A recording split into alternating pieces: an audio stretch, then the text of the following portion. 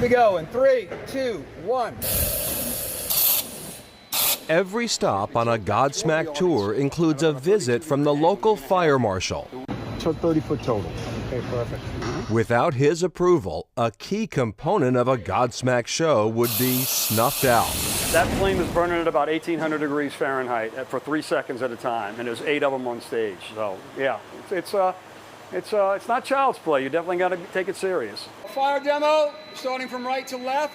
Steve J., Godsmack's pyrotechnician for more than 20 years. Most definitely a second family. Sully is incredible to work with. He's an incredible musician, but he's an incredible human being. In fact, the Godsmack crew is filled with folks who've been along for the whole incredible ride. Like a band of brothers almost, if you will. Bob Urban is Sully's drum tech, but they've been buddies since their early 20s. Thanks for reminding me of my age. I appreciate it.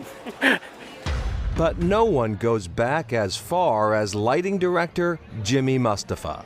I mean, Jimmy's my oldest friend. I've known him since I was 14 years old. Mustafa is a world-class lighting technician today. But back in the 80s, he and his pal Sully were just a couple of troublemaking street rats in Lawrence. According to Sully's lively memoir, The Paths We Choose. We were raised very poor, powdered milk, food stamps, government assistance, things like that, in a very violent city. How many lights are on there?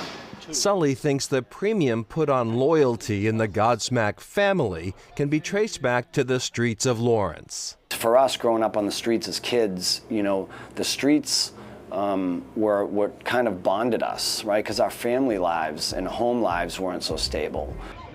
But at this point in their career, things are pretty chill. Friends gather backstage and share laughs before the gig. As might be expected, there are some backstage beauties, but relationships are different these days. Yes, Sully's my dad.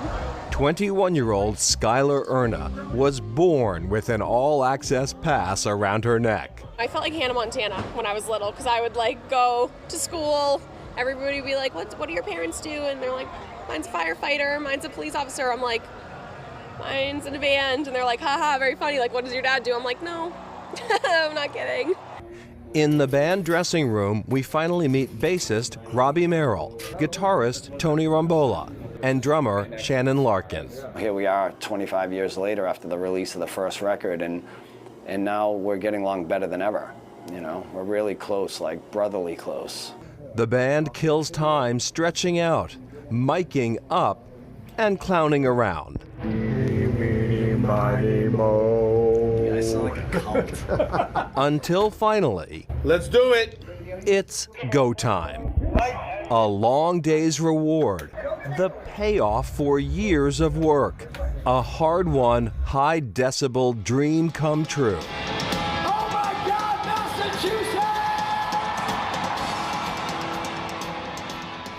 That's great. So Sully tried living the celebrity life in LA, the laid-back life in Florida, but ultimately says there's no place like home. Yeah, he's lived for a while in southern New Hampshire, not that far from the streets of Lawrence, where he grew up. And if Sully doesn't seem to look very Irish, for a Sully, if you will, his father is an Italian immigrant who was told that Sully was a shortened version of Salvatore, which is actually Sully's given name. Interesting, So good now you fact. know as Now fans. we know. Still ahead, not your average vet.